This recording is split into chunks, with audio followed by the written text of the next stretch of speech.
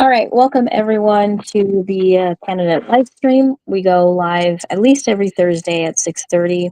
We didn't go live yesterday because Vic had a town hall in Plainfield, but we go live at least every Thursday at 6:30. Sometimes we go live on other days when everyone's schedules line up.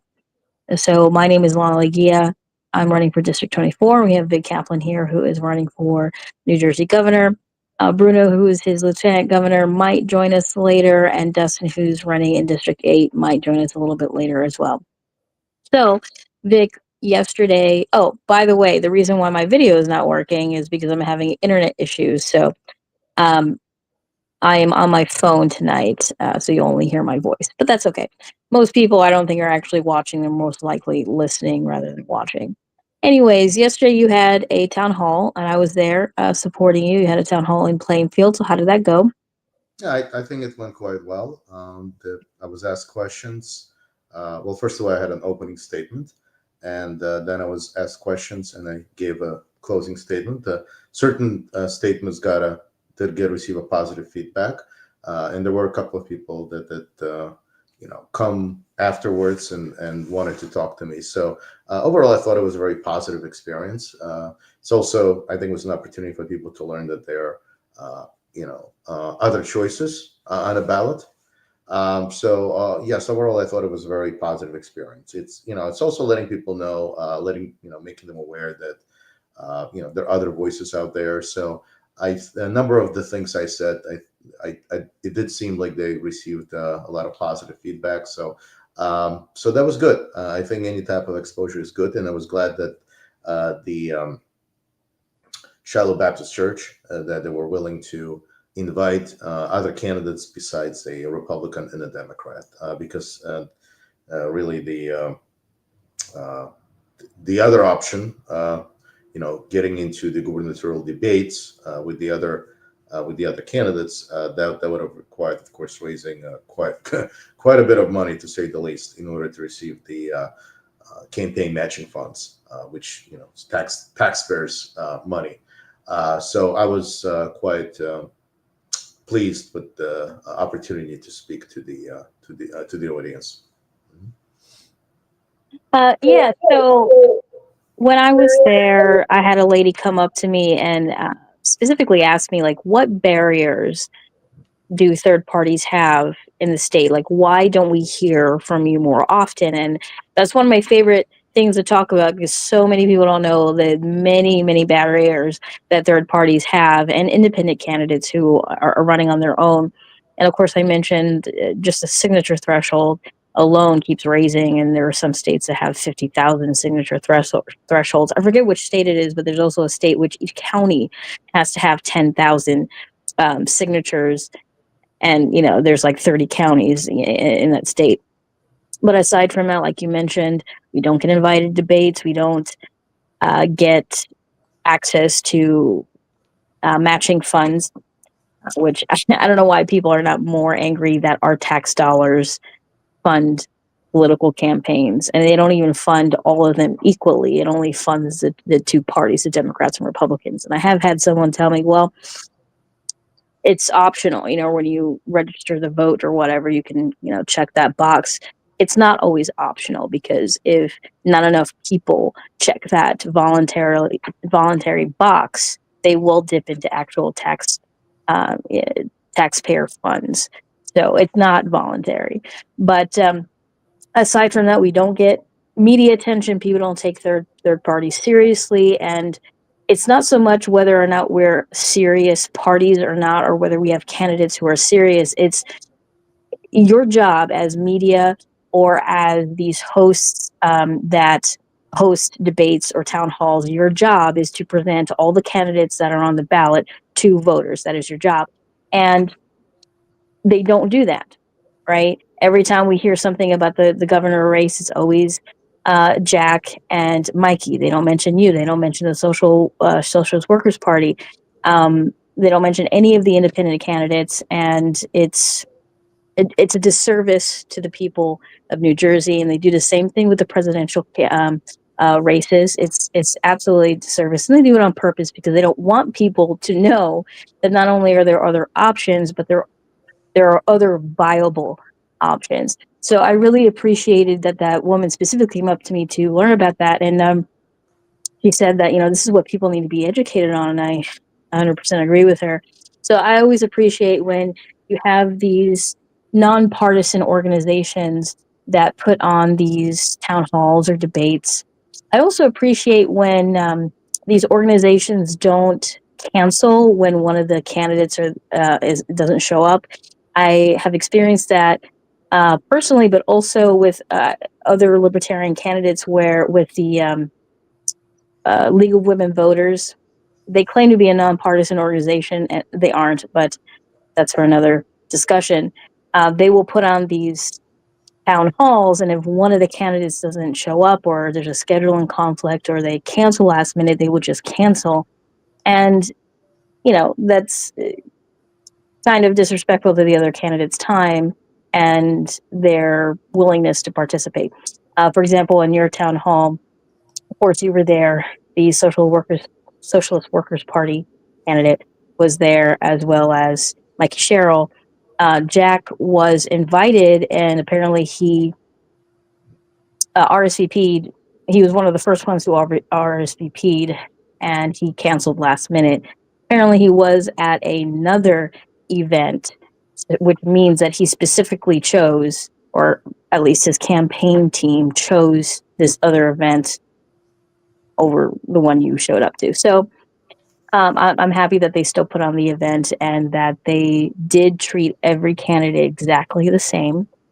So I really respected and appreciated that. Yes, oh, absolutely. Thank you for that, Lana. Yeah, I completely agree. I'm glad they did not cancel it. They still had the event because, as you said, you mentioned the League of Women Voters. I know in the past there have been instances of them canceling the event when one of the either Republican or Democratic Party candidate does not show up.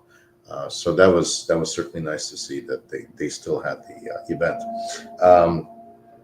I will say that with the League of Women Voters, I know that in prior years they certainly were a lot more accommodating to minor party candidates. Certainly, I do remember one debate in 2004, 20 years ago. But yeah, so the Republican incumbent did not show up, and they still had the debate. So. So it is unfortunate when they do cancel debates because one of the either Republican or Democratic Party candidate does not show up. So I totally agree with what you said earlier. I think that certainly when it comes to the some of the media, they kind of perpetuate this whole idea of a two-party system by kind of not giving more coverage to candidates who are not Republicans or Democrats. Yeah, no, I completely agree with you on that. And it might be chapter to chapter for the League of Women Voters. When Jim Tucson ran last year for Congress, he was invited.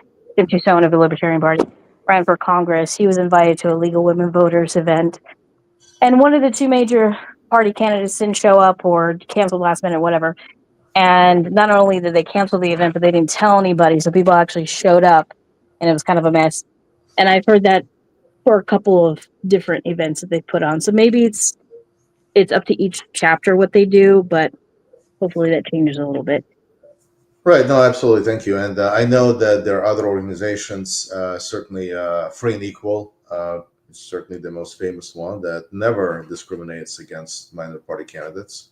And so I want to give a shout out to that organization, of course, because they have never discriminated against other candidates or minor party. Certainly when it comes to presidential elections, they have in the last election and every 4 years they've been inviting all the candidates who are on the ballot in I believe well, certainly the the Republican and the Democratic candidates, but also minor party candidates to the debates.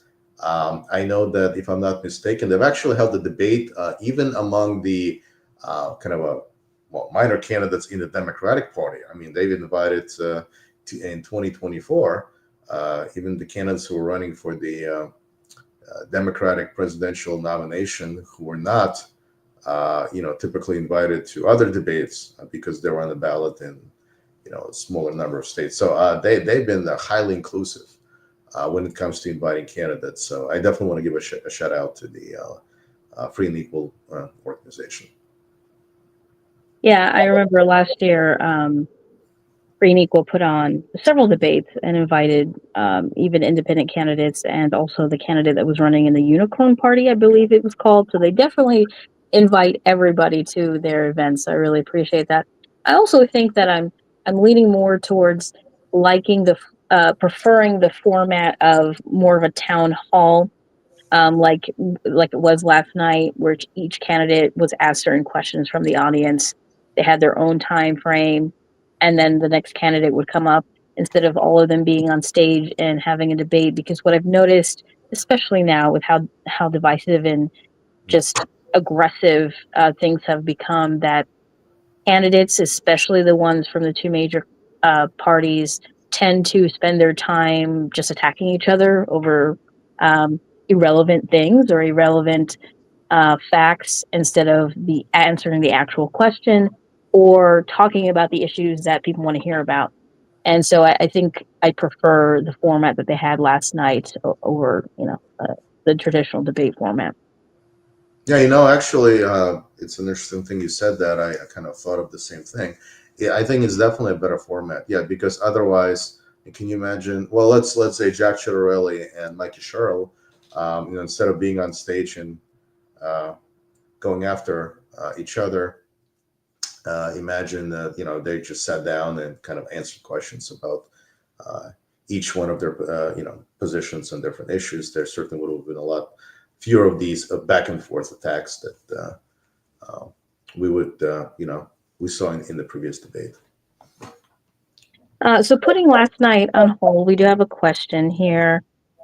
Assuming for you, Vic, since you were running for governor, how do you plan to tackle underdevelopment causing housing prices to go up? Do you support the YIMBY movement to encourage more building of homes for everyone? Right. So when it comes to this topic, I mean, I do believe that when it comes to housing, my position is that well, first of all, I think I mentioned this before, but my website, I am opposed to the Mount Laurel decision of the state Supreme Court. I don't believe in the sort of the state government mandating the building of quote unquote affordable housing in each one of the municipalities. I'm totally against that. I don't believe that that's like should be a mandate. Because then that creates all kinds of problems for the people who already live there. There's may not be enough space or recreational activities for people who already live there. So I don't believe in imposing that on local residents coming from the state government. What I do support is just working with local governments and changing some of the zoning regulations that make it impossible for people to have affordable housing. So this would be something that would not cost any tax dollars, as opposed to what is being done by the state government today. So if people want to, for example, buy a property, if somebody has bought a property, why they should not be able to live in a tiny house, right? And, as long as there's plumbing, like all those things are ready, something, a house that would be affordable for that one person or for that one family. Because the problem, of course, is that quite a lot of housing is unaffordable in the state of New Jersey. People can't afford it, and so they leave the state of New Jersey because there's a lack of affordable housing.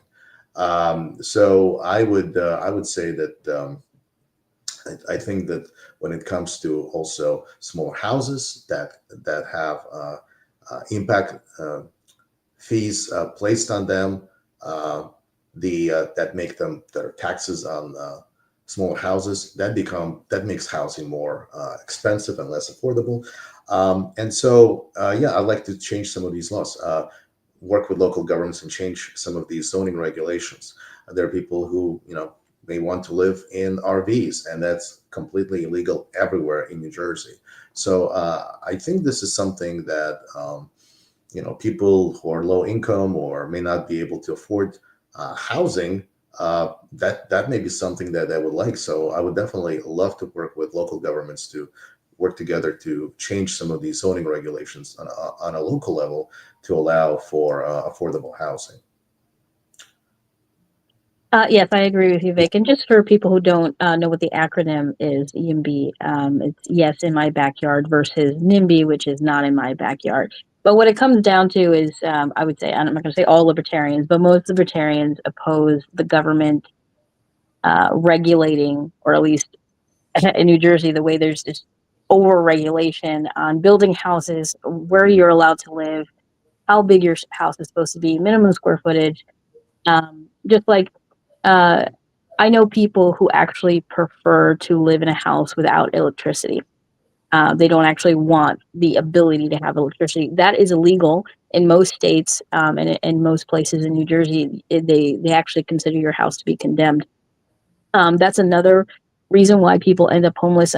Vic, you mentioned the fact that people can't live in RVs. I technically lived in an RV illegally for almost 2 years until I got quote unquote caught. The situation there was I was got permission from my in-laws to put my RV on their property and live in it. So I wasn't on the street. I wasn't doing anything. I was on my in-laws' property, and I should be able to do that, but that was illegal.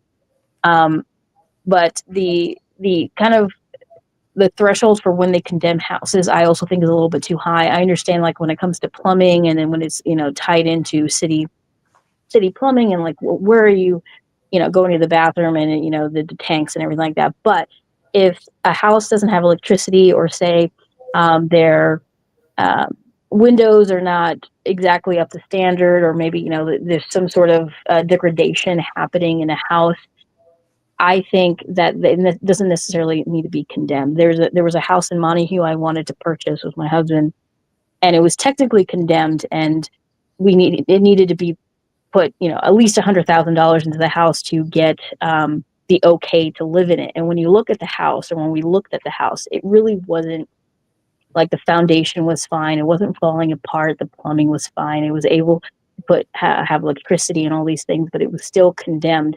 And that house specifically had somebody living in it, and they kicked that person out, their entire family, and condemned the house. And so there are all these aspects that contribute to homelessness that people don't consider. If the town or the government can go to your house and say, this isn't up to insert arbitrary standard of what I consider to be a livable home, I'm going to kick you out, take ownership of your home, and then sell it to somebody, and then keep that profit. I don't understand why that's allowed. It shouldn't be. So if someone buys property and wants to create some sort of like tent, homeless tent city or whatever, or put up 20 RVs and rent them out, they should be able to do that. People complain about it doesn't look nice, or I don't want to live next to that. Well, it's not your property. Put up a fence, you know.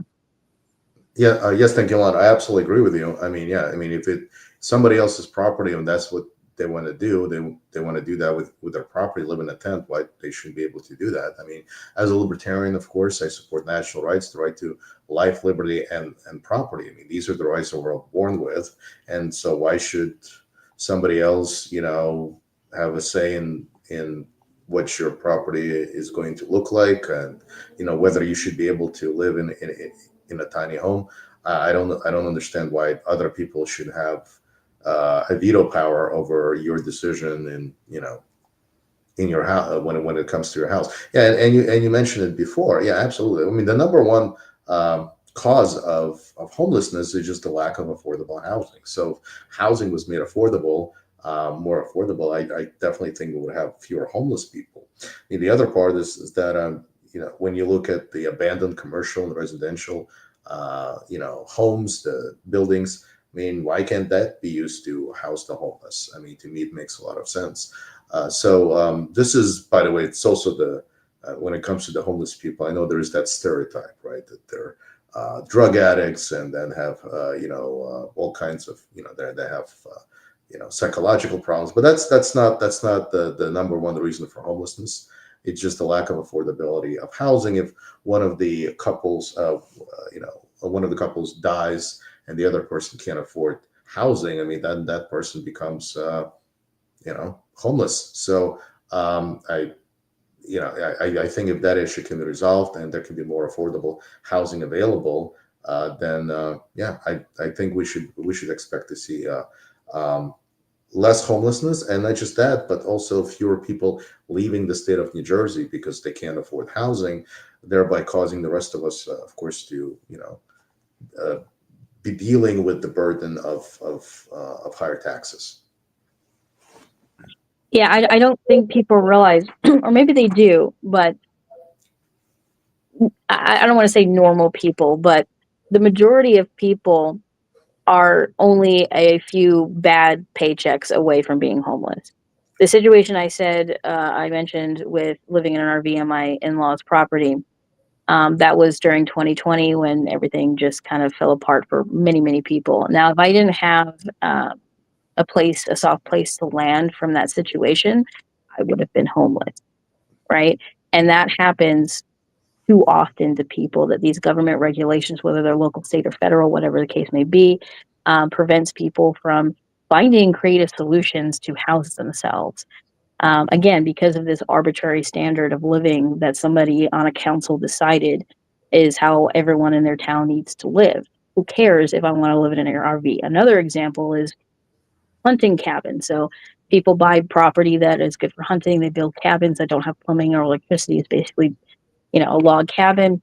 And I've looked at properties like this and I say, I don't mind living in a, cabin is basically off the grid, and then over time I'll just build on it, right? When I have the money. Can't do that. You legally cannot live in a cabin off grid in New Jersey for more than, I believe, it's like something like 3 months, and then you have to leave. It varies per municipality, but like, why not? Right? Why can't I live? And this particular property actually was connected to a septic tank, so it did have plumbing. It just wasn't connected to the city. It just didn't have electricity. So why can't I live in that cabin that just doesn't have electricity? So there were a couple of reasons. One, it didn't have electricity, so it wasn't connected to the grid, and two, it was too small. It was too small to be considered a full-time residential property. And to me, that's insane. Like, if somebody wants to buy a property that has 5 acres, which this particular property did, in a cabin with no electricity and only plumbing, that's just really, really small. It's like the equivalent of a studio apartment. Like, why are you telling them they can't live there? And then you get mad when people are homeless and you want to somehow criminalize being homeless, right? You want to kick them out of public spaces, and so they create situations that create homeless people, and then they try to criminalize you for being homeless in one way or another. Right. No, unfortunately, Lana, you're correct, and it's ridiculous, and I don't think that I wish more people were, I mean, aware of this. I mean, certainly people that have to deal with this are aware of it. This is why this is one of the reasons why I'm running for governor. Is I want to talk about these topics that are not being brought up by other candidates for governor. So you certainly don't hear that from them.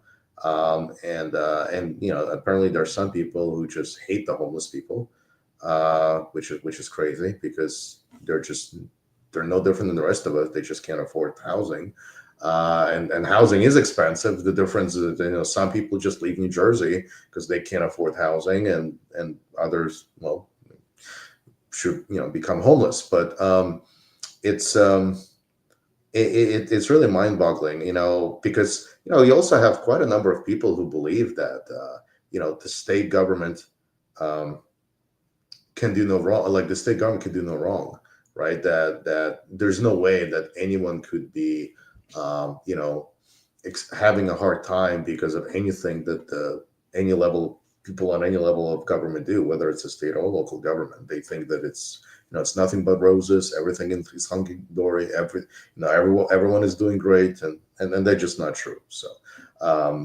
yeah, I mean, according to the polls, and I don't even have to look at the polls, but lots of people say, large numbers of people in New Jersey say that they're struggling financially in the state of New Jersey, that in terms of affordability. So.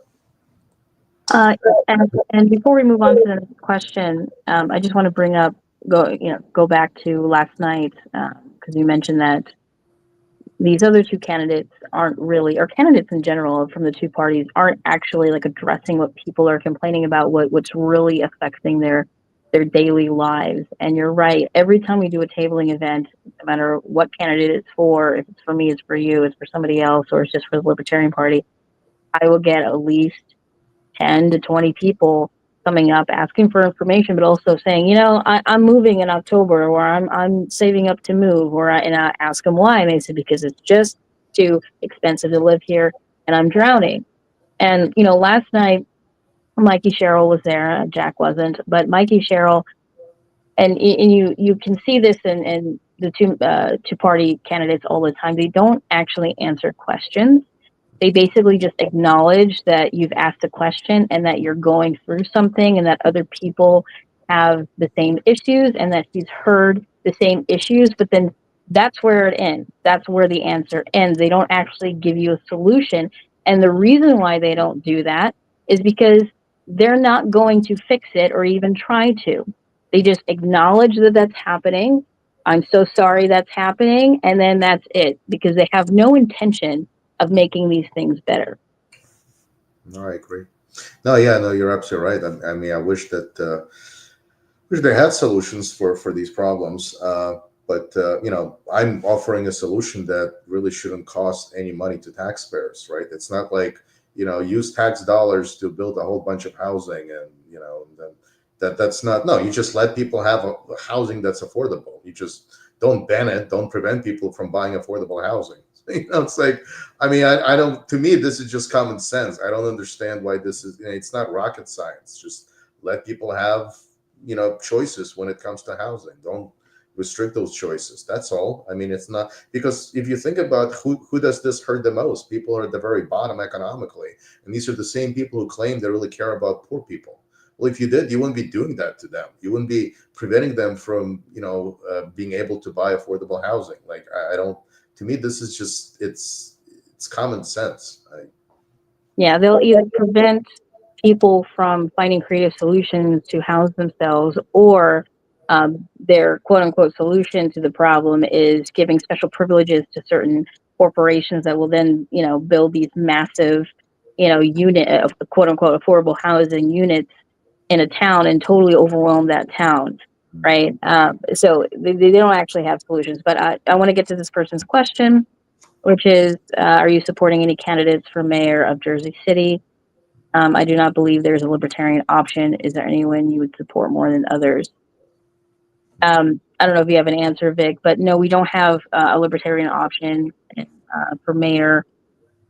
We did have somebody running for city council in Newark.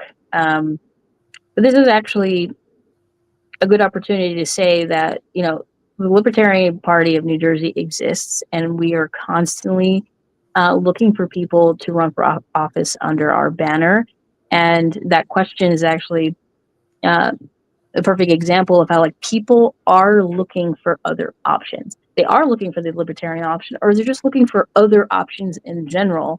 And if you run for office, you can give that to them, right? You can offer another solution to the problem. You can offer another option, because right now everyone just thinks, that we've been conditioned to believe that we have to pick between two evils, or a rock and a hard place, and they either don't know that there are other options, especially in the higher seats like governor, president, etc., or they just there aren't people running for office to give people that other option and other solution.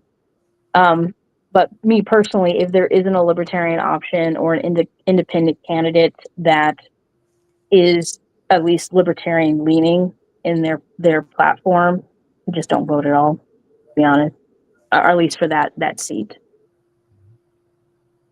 No, yeah, no, I agree with you. I mean, I'm sure it's possible to have, certainly.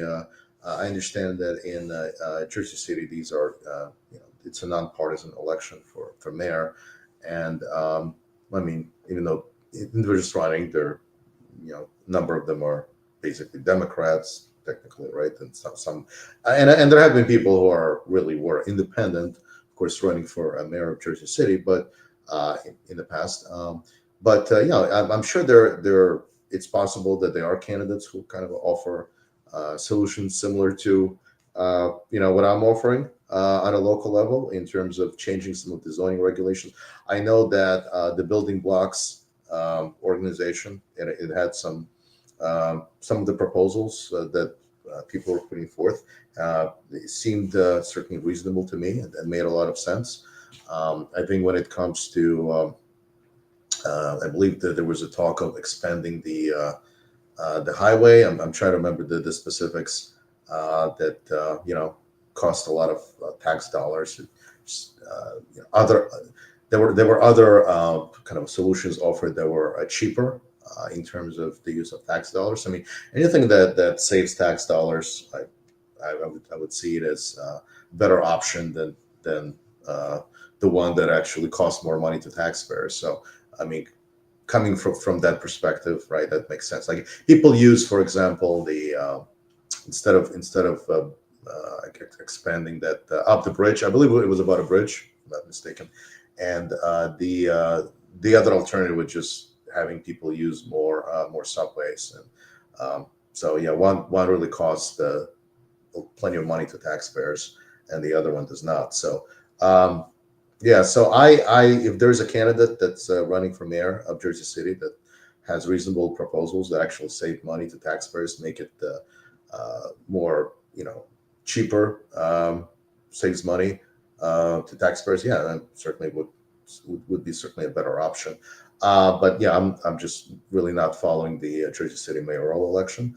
But there have been people in the past that have offered reasonable solutions, independent candidates as well. I mean, I've known a number of them that had some really good solutions, and so yeah, definitely would be if I was living in a city or town and there was an independent candidate that had proposals that I thought were really good, yeah, I would definitely be open to voting for that candidate. This is actually a good time to bring up NODA. So, like I said, if there's no libertarian candidate that is actually libertarian, like I don't just pull the lever for a libertarian, I actually look at their platform, or an independent candidate that has the same values, libertarian values that I do, because very rarely does a Republican or Democrat have the same values I do. When people look at their ballot and they do research and they're like, wow, I hate all of these candidates. I can't see myself truly supporting any of them. They either just kind of like, cover their eyes, pinch their nose and pick one, or they don't vote at all. And that is not training political parties and other candidates like what people are actually asking for. So if there was an option for NODA where it's like, I don't like any of these candidates, but I'm still going to vote, but I'm going to vote for nobody, eventually people will catch on that there are a lot of people who want to vote, want to be part of the political process, but they're disappointed in who you're putting up for office, right? So I think, and we should push for that being on the ballot. Yeah, no, I absolutely agree. Yeah, I think NODA is definitely a good option. They do have that in the state of Nevada. They do have the NODA option, none of the above.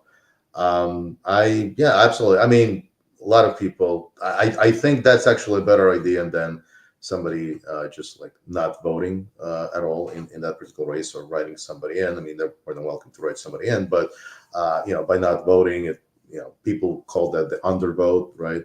But the reality, of course, is that if more people voted no, as you said, right, people would take notice, right? That so many people are unhappy with the options that are on the ballot. So it would be a good way, I think, to gauge the lack of support for those candidates who are on the ballot. So yeah, I definitely think it's a good idea. Of course, this is something that we have in the Libertarian Party, the national and the state and other levels. The NODA option that is available to all party members, right, to vote NODA if they don't like any of the candidates who are running. Yes, that's something libertarians have been doing forever, and they've always pushed for NODA. It's basically a protest vote, right? I don't like any of these people, or I don't like elections, but I want you to know that I exist and I have an opinion, or however you want to look at it. But moving on to some other things that are going on, and guys, if you have some questions for either of us or about the Libertarian Party, whatever, you can just put it in the chat, and we'll answer it. So Mike Share was there last night. He is in the middle of, some people are calling it a scandal, some people are calling it a violation, with her information being leaked. She was in the Navy, and Jack, somehow got a hold of her private records from her military career. He won't say from who, but they just appeared unredacted, and so all of her information was there, including her social security, very, very private information about her friends and family, or her family addresses and phone numbers, and this was all published.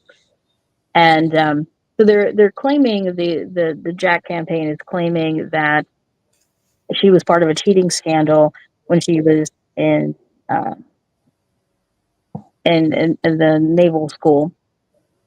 Turns out she wasn't. She wasn't able to walk her graduation because she refused to turn in the cadets that were cheating. So she wasn't actually cheating.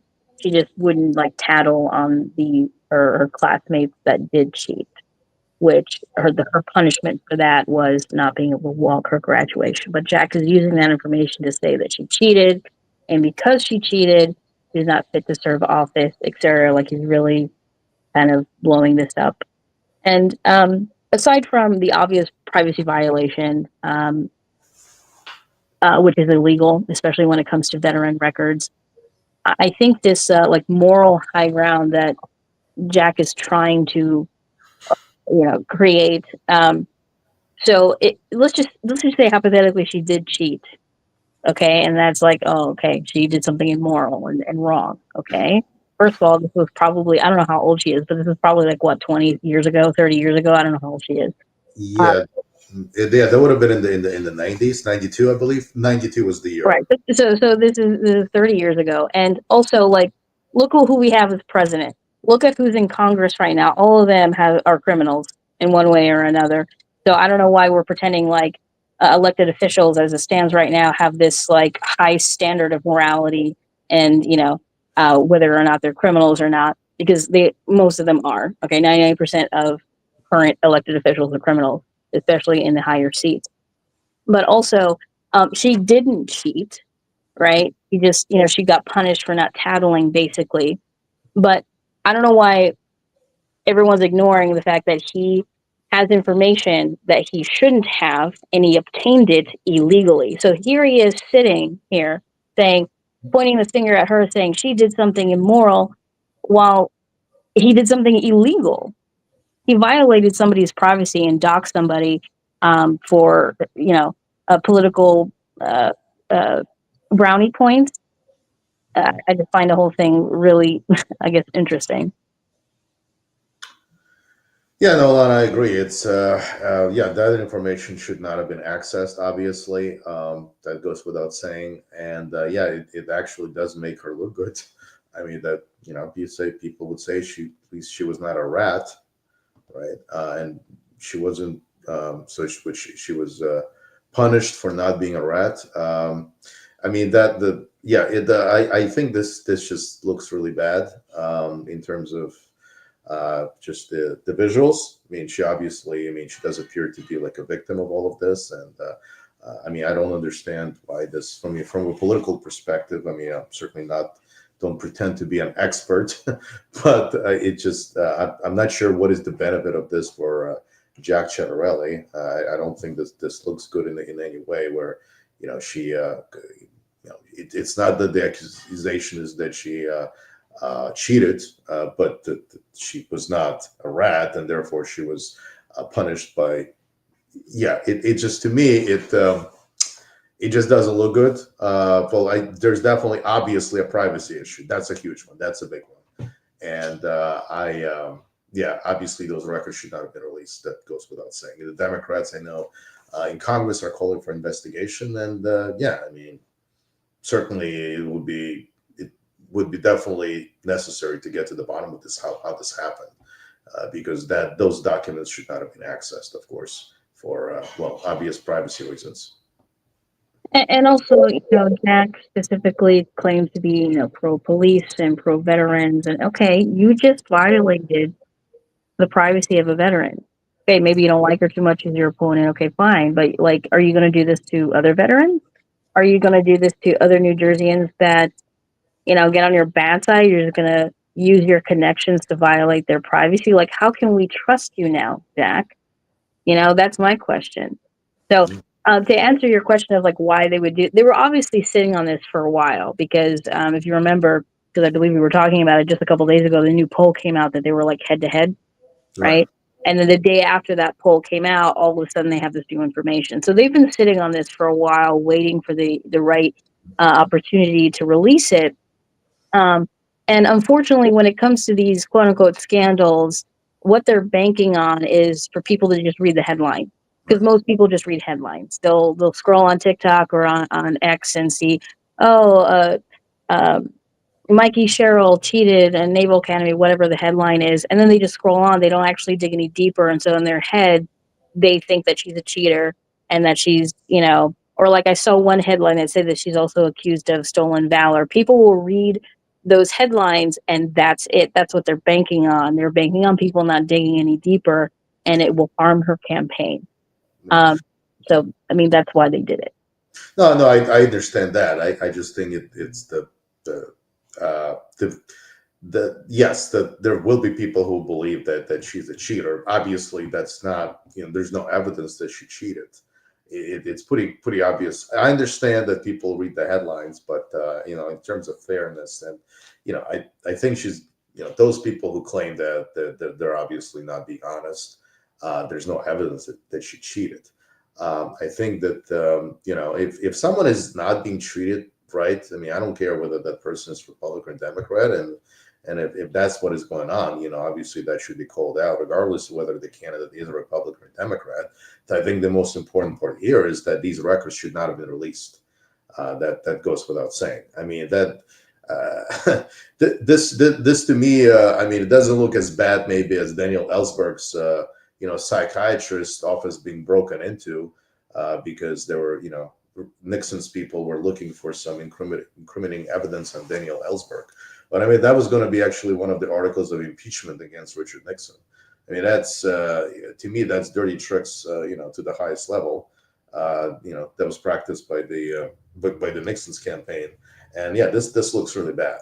I mean, I understand how some people may interpret it, but having access to one's private information, including a social security number, I think a lot of people would. I mean, if you leave just politics aside of this, like this does looks bad. Like any normal human being, regardless of what the party, Republican or Democrat, should be able to see that what was done was terribly wrong. Like no one would want that to be done to them, right? So I mean, that goes without saying.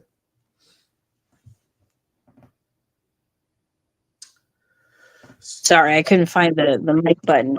Yeah, and I've seen people say, we have a right to know. No, you don't. You actually don't. Like when people run for office, and we do this with celebrities too, as a society, we somehow think that because you've volunteered to be in the public eye, that all of a sudden that means that the general population has a right to your private information, has a right to know where you live and your comings and goings, and who are your family members, and what is the name of your dog, and what tea do you drink in the morning. Like they think they have the right to know these things, and you don't. Like candidates for office, celebrities, people who are in the public eye in any way, judges, what have you, media personalities, they also have the same exact rights that you do. And if you can violate their rights simply because of their job, what makes you think that they're not going to do it to you? Like, so it's definitely something that I hope gets investigated and somebody gets punished for releasing those records. Yes, thank you, Lonnie. I absolutely agree. And what if the shoe was on the other foot, right? I mean, if Jack Ciattarelli's Social Security number was released, I mean, I would be adamantly opposed to what would have happened to him as I am what would have happened to Mikey Sherrill. I mean, this is, and of course, Republicans, supporters of Jack Ciattarelli would have been up in arms and saying that his privacy was violated when his Social Security number was released along with other information. I mean, this is, if the shoe was on the other foot, let's say, that would have been absolutely. Yeah, they would have had a lot of complaints coming from the Republican supporters of Jack Ciattarelli that his privacy was violated, et cetera, et cetera. His social security number was released, that this was terrible. And, you can't trust, the other candidate, right? If that candidate was elected. So, yeah, and I just think that's like, as somebody who's not a Republican or Democrat and not leaning one or another, I mean, I can point out that, yeah, what I think was done was wrong at every level. So. So we do have a comment. We have a couple of comments. How are libertarians doing in New Jersey? Every time I criticize Democrats, I feel like I did a crime. If you're in New Jersey, I do understand why you feel that way. But to be fair, New Jersey is overrun with Democrats. It's 90% Democrat or something. I'm just, not that's not a real number. Don't quote me on that, but it's majority Democrat. But in my area, up in the northwest of New Jersey, Sussex County, Warren County, it's MAGA central. And so how you feel when you criticize Democrats, I feel when I criticize anything that Trump says, like it doesn't matter how dumb the comment is, or like this thing he has with the tariffs and the farmers, it's definitely a cult. And so I feel like we can't criticize a two-party system, period. We can't even criticize some of the things that they do to put barriers up for third parties. I've had so many conversations with people that I say, the Democrats passed a bill this year in the middle of primaries, in the middle of the primaries, in the middle of independents gathering signatures. They raised the threshold in the middle of an election, which is illegal, by the way, and they made it difficult. And then when you tell people, well, what is it? What is the new threshold? And you tell them 2,000 signatures, but then you have to collect 5,000 and not get challenged. They're like, well, that doesn't seem like a whole lot. Well, first of all, if you've never collected signatures, that is a lot. But the point is that the people in office are deliberately making it difficult for options to be on the ballot, and that is something to criticize. So I feel like I can't criticize anything from either party without, someone looking at me like I have, potatoes growing out of my ears.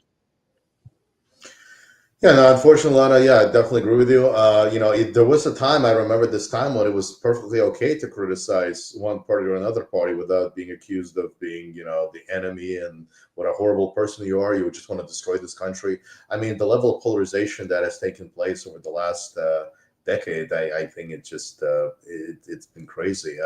It used to be that people could just say, I agree to disagree with you, and that's it. But now it's just like you either have to agree with everything 100%, which is impossible. Well, if you're a libertarian, certainly that's I agree with the Republicans and Democrats 100%. So if you don't agree, then you're the other side. You're the enemy. You're the bad person. You want to destroy this country. And I'm like, I don't, and of course, most of my stances don't align with the Republicans or Democrats, but that's what people have been trained to do. They've been trained to hate anyone who is not them, right? So that's what's going on, right? So if you're not a Republican, well, you must be a Democrat, and if you're not a Democrat, you must be a Republican, right? So and if you're a Republican, you're a horrible person, and if you're a Democrat, you're a horrible person. Well, I'm not. First of all, I'm not a horrible person, and I'm not a Republican or a Democrat. But that's how their mind works, because that's what been trained. I mean, I see this all the time when I talk to people.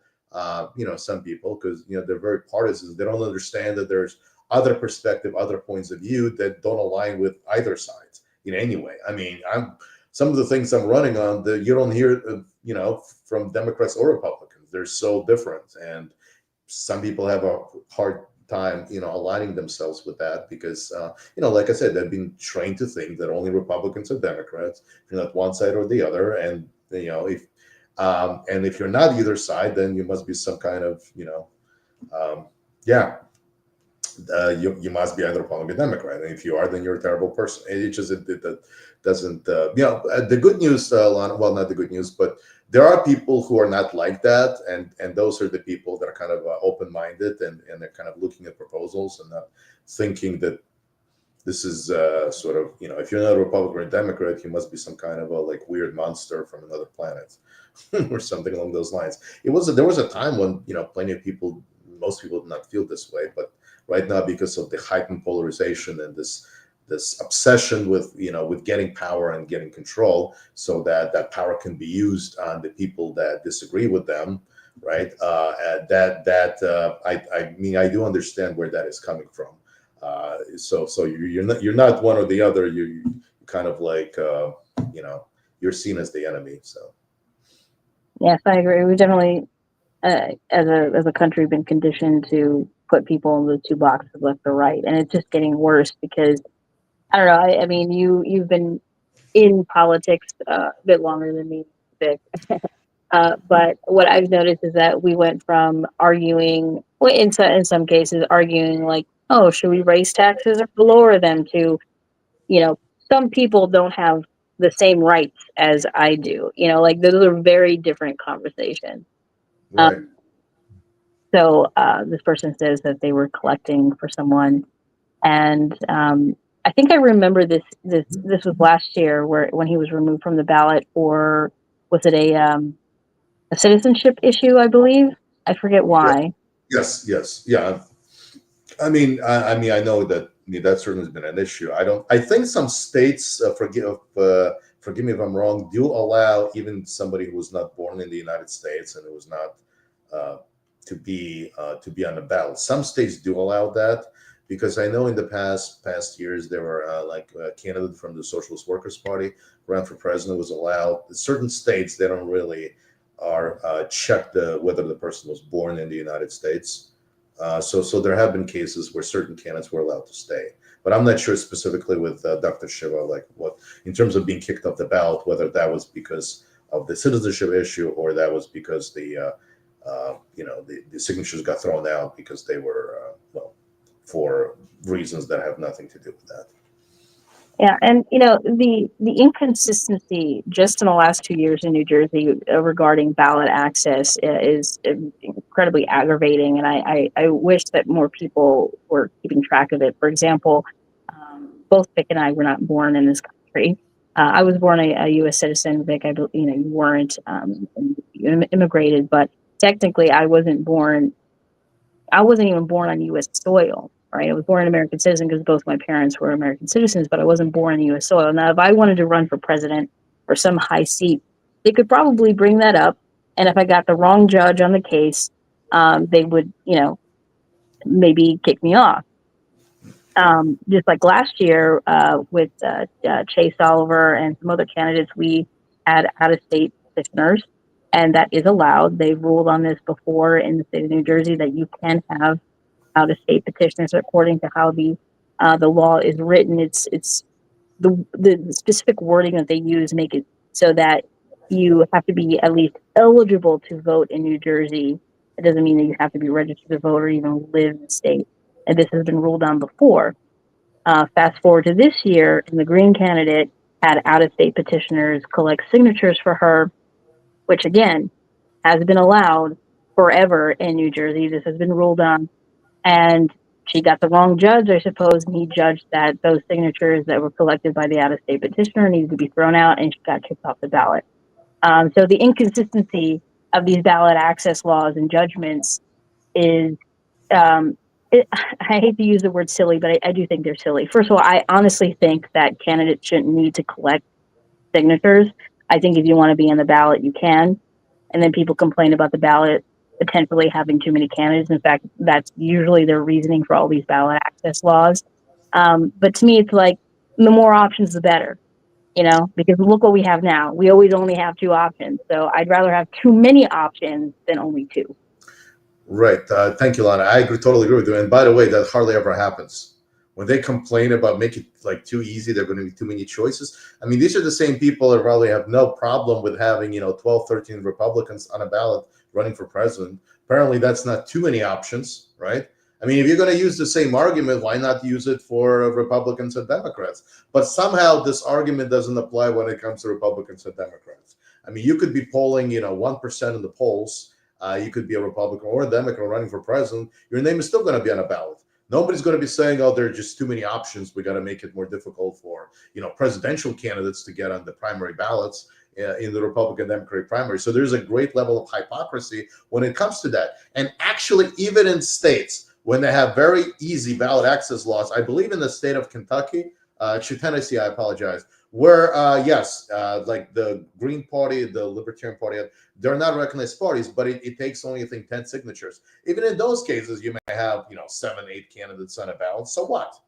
But I think like they would lower it to like literally 10 signatures, because the reality is that, like, in terms of people wanting to run for office, like we don't have like a huge number like people waiting in line just to run for office outside of the two-party system.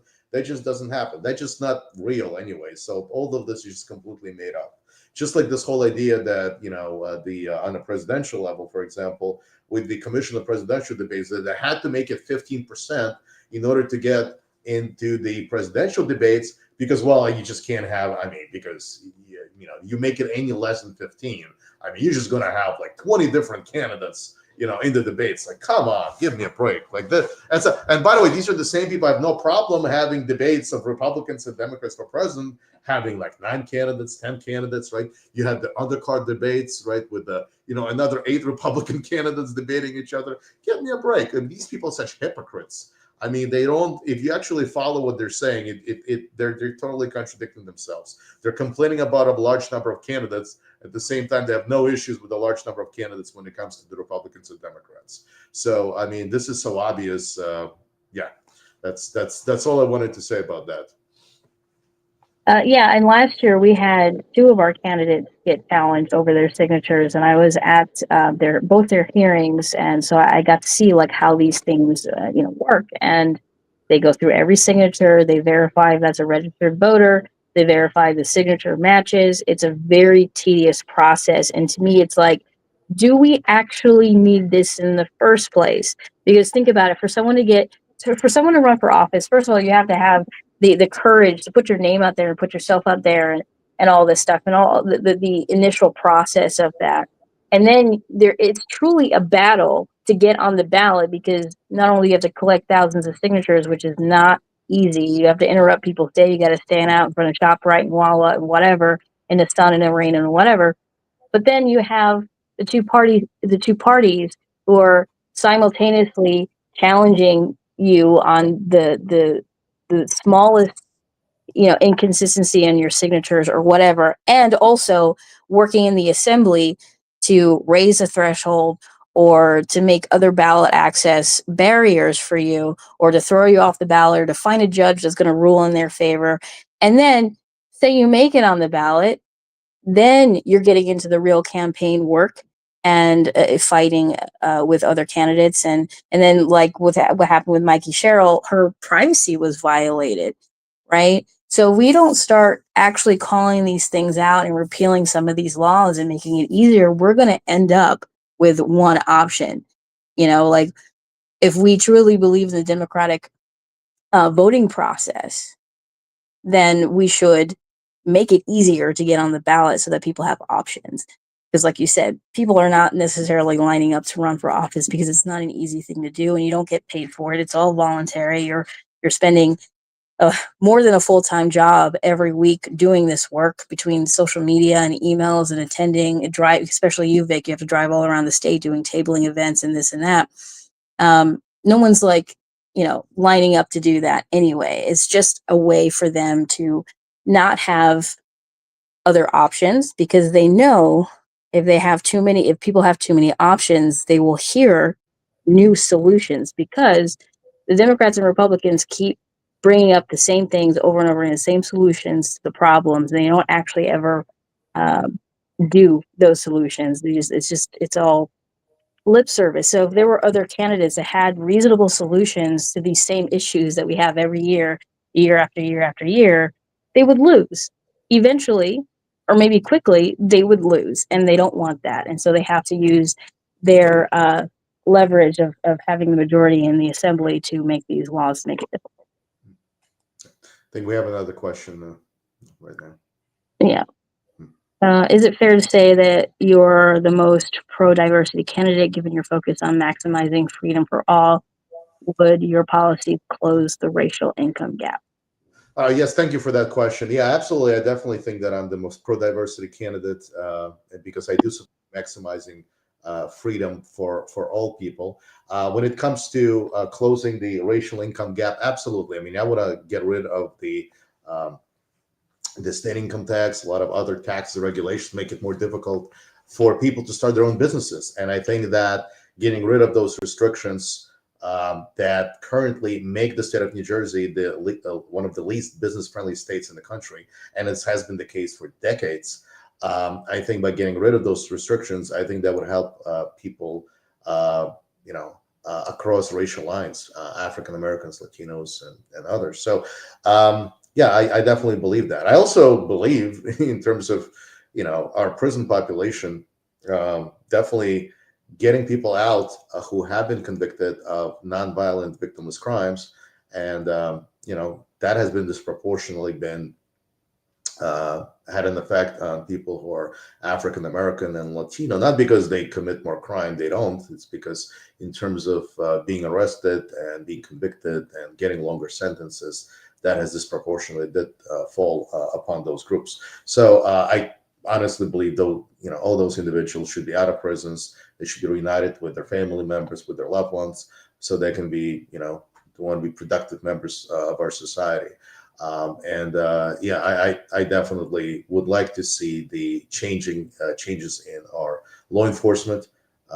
So I definitely believe, absolutely, that because of my focus on maximizing freedom of all, that I do think that my policy should be able to close the racial income gap, especially by such topics as having affordable housing, for example. I think that would help quite a lot of people. If you look at homelessness, there's disproportionate number of homeless people who are African Americans. So I think we had fewer homeless people. That would help.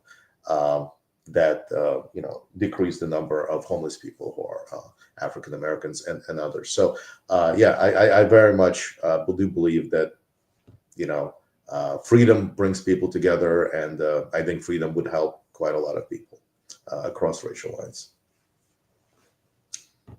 Yeah, great answer. And just to add on that, as far as crime statistics, a lot of people look at it on its face, and they'll see, well, this particular group is committing a lot of crimes.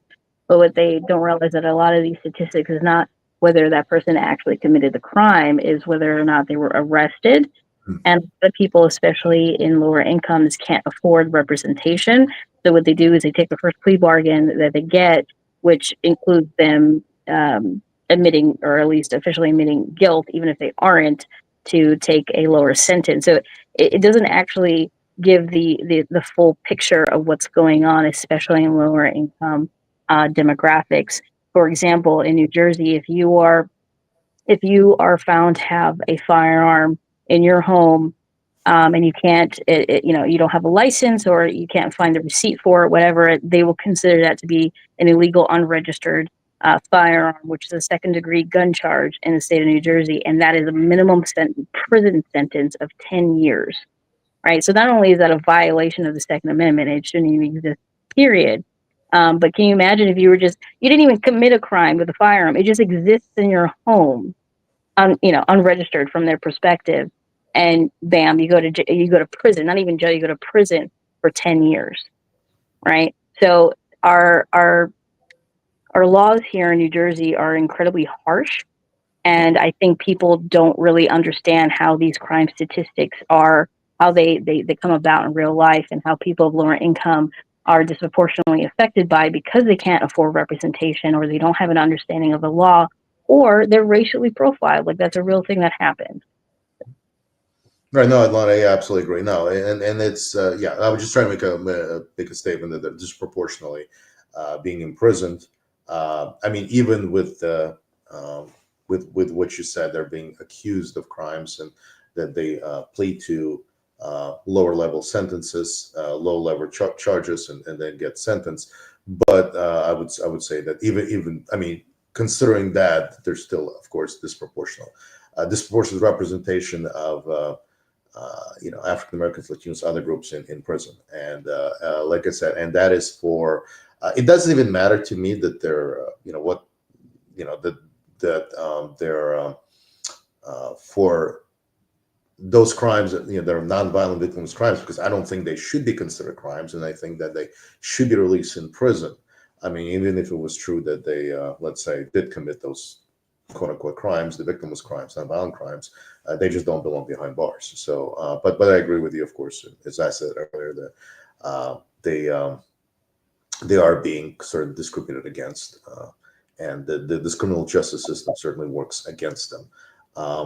And which is highly unfortunate. So yeah, but in terms of closing the racial income gap, yes. Well, first of all, this is what the other part I wanted to mention. I think if parents can send their kids across the municipal lines when it comes to schools, I think that would benefit students across racial lines, and I also think that that would make it more likely that students will become more successful, regardless of race, hopefully. And yeah, I think that would eventually help close the racial income gap, because schools that are successful, schools that have a record of success, if those schools, if parents can send their kids to those schools across municipal lines, I think that would benefit quite a lot of people, a lot of students who are African American, Latino, and others, and that hopefully would also benefit them, and from that point on, and as when they become adults. But I think getting rid of those regulations that make it difficult for people to start their own businesses, I think that that would help all people, as I said earlier, African Americans and others as well.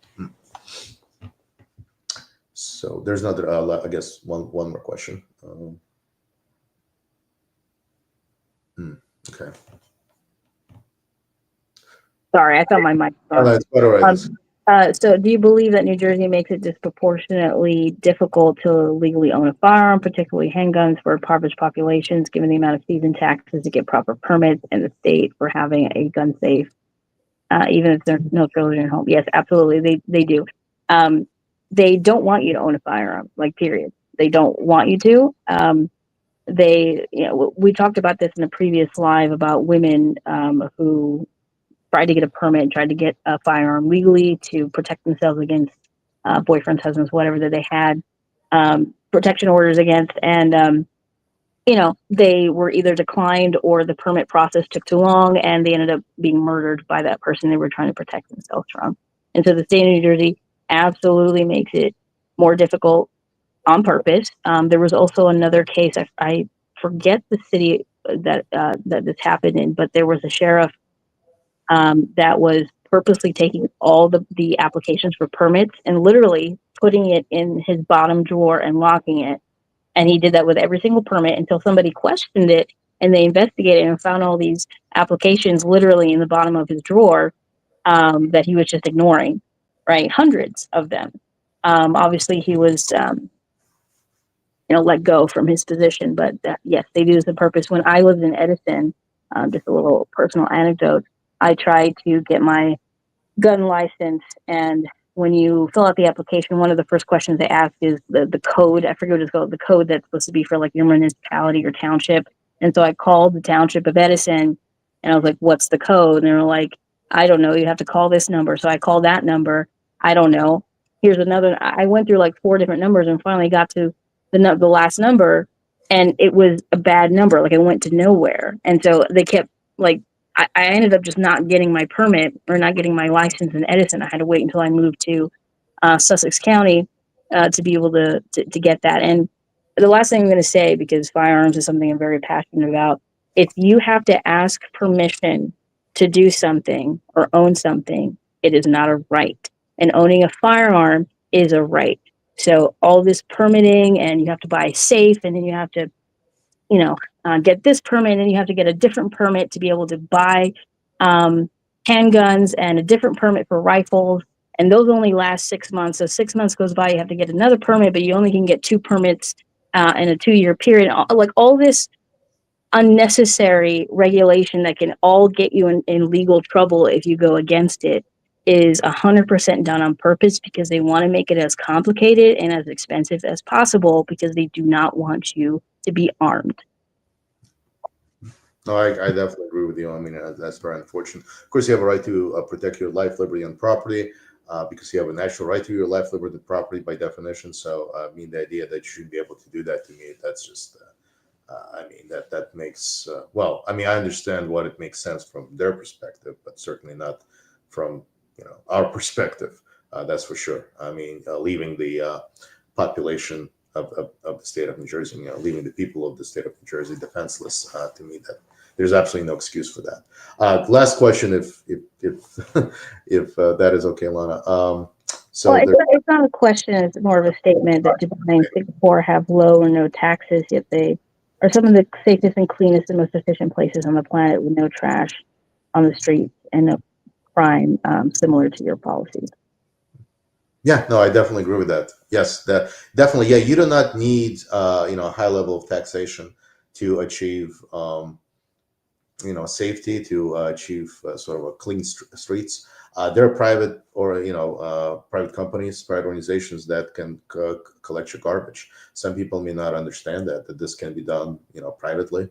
They think that if the government is not doing it, that it's not going to get done, right? But of course, there are private examples of that. I believe in the state of Delaware. I think this was mentioned yesterday in a comment or 2 days ago. So, like it is being done in other states.